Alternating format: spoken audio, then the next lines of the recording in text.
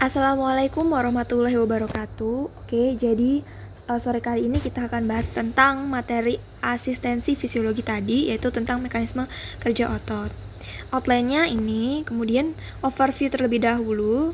Kita tahu seperti yang sudah kalian pelajari juga bahwa otot dalam tubuh kita itu dibedakan berdasarkan 3. Yang pertama adanya pita gelap terang, yaitu ada otot lurik dan juga otot polos. Nah, otot lurik ini ada pita gelap terangnya. Gelap terang, kita lihat ya, gelap terang, sedangkan di otot polos enggak. Kemudian berdasarkan tempatnya, ada yang otot rangka berarti tempatnya di rangka, otot jantung berada di jantung, dan otot polos yang berada di bagian organ-organ viscera atau organ dalam tubuh.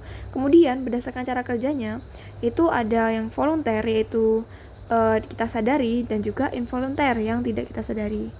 Kemudian otot ini juga dibedakan dari banyak hal. Yang pertama adalah intinya, bahwa kita tahu otot lurik atau rangka itu intinya ada di pinggir, otot jantung di tengah, otot di tengah. Kemudian bentuknya ini berlurik-lurik, ini ada yang bercabang, nih bercabang. Sedangkan otot polos ini kita lihat bahwa bentuknya seperti ini. Kemudian ini adalah bentuk otot ketika dipotong secara transversal. Di sini kita bisa lihat bahwa di sini ada vesikulus otot nih. Nah, di sini ada namanya vesikulus. Ada tulisan jelek. Kulus ya, vesikulus otot. Nih yang bunder-bunder ini. Nah, di dalam bunder-bunder ini ada namanya serat otot. Nah, di dalam serat otot ini ada yang bagian terkecil, namanya adalah miofibril atau sel ototnya, miofibril. Nah, di serat otot ini nanti dilapisi oleh secara histologi ya, dilapisi oleh sebuah selaput itu ya. Kalau yang di sini ini namanya adalah selaput epimysium. Kemudian di serat otot ini dilapisi oleh perimysium. Di dalam ini miofibril dilapisi oleh endomysium gitu. Kemudian di dalam otot ini, sel otot itu ada gelap dan juga terang. Nah, apa sih yang membentuk gelap terang ini? Jadi yang gelap itu disebabkan oleh adanya pita A, sedangkan terang ini pita I gitu kan. Oke. Nah, ini kita lihat di sini bahwa pita A itu dari sini ke sini ya, dari satu miosin ke miosin satunya, ujung miosin ke ujung miosin, sedangkan pita I ujung luar miosin ke sini. Pokoknya pita I itu yang tidak terdapat miosin ya. Kita lihat di sini. Nah, inilah namanya miosin. Makanya disebut tadi disebut dengan pita A itu adalah pita gelap karena dia terdiri dari 2, yaitu ada filamen tebal dan juga filamen tipis. Nah, ini adalah filamen tebal nih. Ini filamen tipis kan. Filamen tebal itu isinya cuman ada ini, miosin aja. Miosin. Sedangkan filamen tipis itu isinya ini, ada aktin. Aktin ya. Ada troponin. Troponin tuh yang kuning-kuning, kemudian ada tropomiosin. Tropomiosin tuh yang ini, yang bentuknya garis ini nih. Nah, sedangkan kalau yang pita I disebut juga pita terang, itu isinya cuman ini aja. Cuman yang filamen tipis. Ya kan? Yang filamen tipis. Kemudian kita lihat di sini bahwa tadi di miosin ini ada kepala miosin yang nanti bakal berikatan sama sisi aktif dari aktin, dan juga ada ekornya gabung-gabung gini ya. Nah, di kepala miosin ini nanti ada tempat pengikat aktin, ada tempat mengikat miosin ATPase. Jadi ini bukan tempat mengikat, jadi tempat nanti ada sebuah enzim gitu kan ya di kepala itu nanti. Yang gunanya nanti untuk melakukan power stroke dan sebagainya. Kemudian ini lebih jelasnya di aktin ya. Jadi di aktin ini kan sebenarnya nanti bakal di ini kan sama tropomiosin, dan di skrupnya atau bautnya itu troponin gitu biar nggak lepas. Tapi nanti ketika ada rangsangan dari kalsium yang membuat otot kita kontraksi, itu nanti si tropomiosin ini bakal geser guys, kesini geser, sehingga nanti ini bakal terbuka kan, nggak tertutup lagi kayak gini. Nah, ketika ini terbuka, kepala si miosin itu nanti bakal nempel ke sini, ke tempat yang terbuka ini, hijau-hijau ini ya. Oke. Nah, kemudian ini kita lihat tadi bahwa filamen tipis dan filamen tebal itu nanti bakal ada kayak penyangga, kayak tiang-tiang gitulah intinya. Penyangga untuk filamen tipis, jadi filamen tipis tuh gini guys. Dari sini, misalnya di sini ada miosin lagi ya. Dari miosin ini ke sini. Nah, jadi dia cuma ada ini doang. Yang biru-biru tadi apa? Biru-biru itu kan filamen tipis kan. Jadi makanya si pita I salah, maaf ya. Si pita I ini hanya terdiri dari ini aja, filamen tipis. Sedangkan pita A dari sini ke sini nih. Jadi ada filamen tipis, ada filamen tebal. Kan? Pita A. Oke, disangga pita A ini disangga oleh garis M ini. Ini garis Z. Oke. Dan juga ada titin. Nah, titin ini kayak pegas yang nantinya si miosin ini kan nanti bakal memendek nih. Power stroke. Oke. Ke ini. Jadi ini bakal memanjang, ini memendek. Ini namanya adalah zona H. Zona H ini nanti bakal memendek ketika terjadi kontraksi. Nah, ini adalah relaksasi dan juga eksitasi dari otot ya. Nah, ketika otot tidak ada eksitasi, si ini tropomiosin ini nggak bakal geser ke kanan, nggak bakal geser ya. Sehingga ini nggak terbuka nih. Nggak terbuka kayak ini tadi. Ini kan terbuka ya, makanya bisa nempel nih si kepala miosin. Ini nggak terbuka. Ini makanya dia relaksasi, nggak ada rangsangan dari kalsium tadi yang dikeluarkan oleh retikulum sarkoplasma karena adanya impuls ya, karena adanya impuls atau aksi potensial kan. Oke, kemudian kalau yang tereksitasi ini dia adanya CA nih. Eksitasi itu adalah proses ketika CA nempel sama troponin sehingga troponin ini akan menggeser tropomiosin supaya tidak menutupi si aktin ini. Nah, oleh karena itu nanti si kepala ini bakal nempel sama aktin gitu. Dan nanti akan terjadi power stroke. Nah, power stroke tuh geser ke sini, jadi memendek otot kita. Nah, ini adalah proses gimana sih si CA itu ya dikeluarkan oleh ini. Jadi yang hijau-hijau semuanya namanya retikulum sarkoplasma kan. Ini sini retikulum sarkoplasma. Terus di retikulum sarkoplasma ini ada namanya tubulus nih di tengah-tengah ini. Ini kan ada saculus lateralis yang bentuknya tabung ini, saculus lateralis. Nah, di antara saculus lateralis dan saculus lateralis ini nanti ada namanya tubulus transversus atau tubulus T yang disebut ya. Tubulus T ini nanti bakal dialiri oleh aksi potensial. Nanti di sini ada namanya sebuah reseptor, namanya reseptor dihidropridin yang akan menerima aksi potensial. Nanti akan diteruskan ke kaki-kaki retikulum sarkoplasma. Di sini ada kaki-kaki retikulum sarkoplasma menerima itu sehingga nanti si ini bakal mengatur pengeluaran si CA untuk nantinya digunakan untuk proses kontraksi otot. Nah, ini jadi tubulus T itu nih memiliki reseptor dihidropiridin.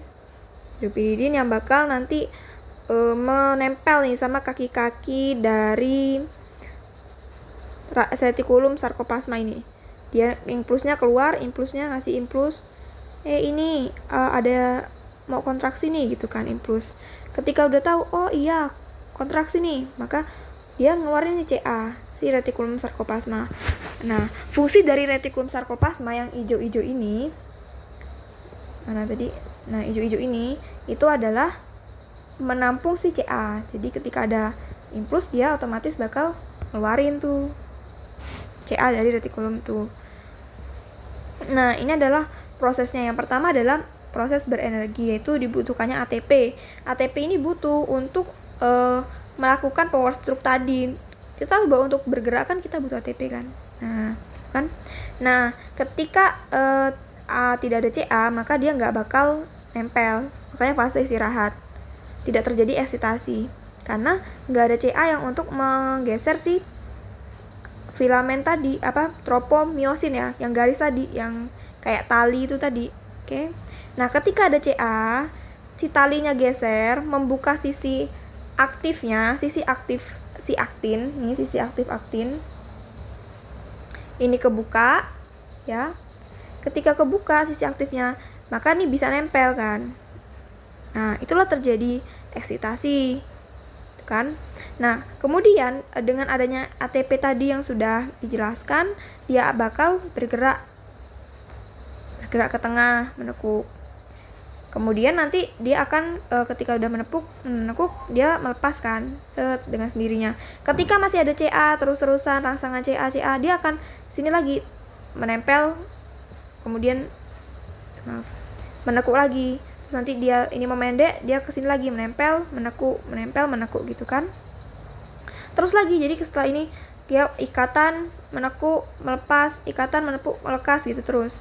Sampai si Ca-nya sudah nggak ada gitu, atau Ca-nya sudah ditarik lagi nih.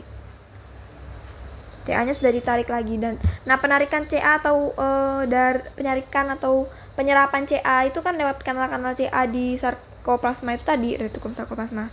Ca-nya masuk ke hijau-hijau itu tadi, masuk ke sini, sehingga di sini udah nggak ada Ca, berhentilah dia. Oke.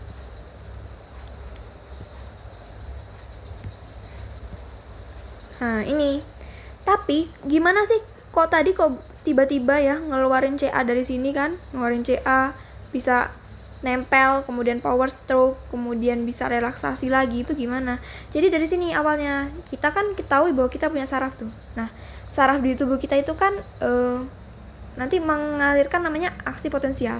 Nah, aksi potensial itu akan mendorong untuk terbukanya kanal Ca di sini nih. Jadi, bentar ya. Nah, di sini nih ada kanal Ca. Ini kan tadi neuromuscular junction semua ini kan. Neuromuscular junction atau NMJ ya. Oke, neuromuscular junction yang ini tadi nih. Ini. Nah, di neuromuscular junction itu ada aksi potensial nih, potensial aksi. Nah, aksi potensial aksi ini bakal membuka kanal ini, kanal Ca. Kanal Ca yang terbuka, dia akan mengalir dari konsentrasi tinggi ke konsentrasi rendah. Masuklah dia ke sini, sehingga nanti vesikel asetilkolin akan pecah. Ibaratnya ya kayak balon diisi terus diisi kan, jadi pecah kan. Nah, pecahnya asetilkolin ini akan menyebabkan si asetilkolin ini keluar, menujulah ke sini, ke possinap ini, ke reseptornya ini, reseptor namanya reseptor asetilkolin, berpintu asetilkolin. Nah, jadi ketika reseptor ini nempel, pertamanya kanalnya nutup kayak gini. Ketika sudah nempel asetilkolin, kanalnya terbuka. Nah, kanal terbuka ini menyebabkan Na akan masuk. Nah, kita tahu bahwa di sini tuh sebenarnya banyak Na+. Nah, sedangkan di dalam sel itu tuh kan K+ tingginya. Ibaratnya di sini Na-nya ada 1000, di sini ada Na-nya ada 5. Maka Na-nya akan masuk kan dari yang tinggi ke yang rendah. Oke? Nah, ketika Na-nya masuk, ini akan terjadi namanya depolarisasi. Depolarisasi akan menimbulkan potensial aksi ketika sudah mencapai ambang batas. Misalnya udah nyampe ambang batasnya misalnya 500. Udah nyampe 500 nih di dalam. Oke, terjadilah aksi potensial ini tadi, diteruskan ke sini kan. Aksi potensial ini nggak cuma di satu ini doang, nggak di satu neuromuscular junction, karena nanti dia bakal diteruskan aksi potensial ke sini, dirambatkan, sehingga nanti kanal Na-nya di bagian otot yang lain akan terbuka, di bagian otot yang lain akan terbuka, seperti itu. Jadi nanti Na-nya semakin banyak yang masuk, sehingga di dalam sel ini semakin positif. Oke, di dalam sel ini semakin positif. Terjadilah reaksi aksi potensial itu. Nah, sudah semakin positif, aksi potensialnya masuk. Nah, tadi seperti yang tadi di awal, dia akan diteruskan ke sini, ke kaki-kaki di retikulum sarkoplasma. Kemudian karena nempel ini ada reseptor, oh iya mau akan ada kontraksi nih, oke, dilepasin lah Ca-nya. Ketika Ca-nya udah dilepas, bakal terjadi reaksi seperti ini tadi, peningkatan Ca pada filamen tipis, yaitu tepatnya di troponin, yang kuning-kuning nih troponin, pengikatan di troponin. Ketika udah ngikat di troponin, maka dia akan geser si tropomyosinnya yang nutupin sisi aktif dari aktin, sehingga nanti dia nempel. Ketika nempel, kemudian dia akan menekuk. Oke, setelah menekuk dia akan lepas lagi, kemudian nempel lagi, lekuk, lepas gitu terus. Sampai kapan? Sampai CA-nya habis kan gitu. Nah, ada untuk kita ketahui bahwa ada saat dimana ketika kita meninggal, ketika seseorang meninggal ya, ketika seseorang meninggal itu kenapa kok kaku? Karena ini dia untuk melepas ini dia butuh ATP nih. Tapi ketika seseorang meninggal itu dia ATP-nya kan sudah tidak diproduksi kan, nggak ada ATP, sehingga tetap aja dia nempel, tetap kaku kan. Tapi nanti lama-lama juga orang meninggal itu bakal lemes lagi sih setelah beberapa saat. Kenapa? Karena protein ini bakal hancur dengan sendirinya gitu kan. Oke, terima kasih. Dilanjutkan di video selanjutnya. Assalamualaikum warahmatullahi wabarakatuh.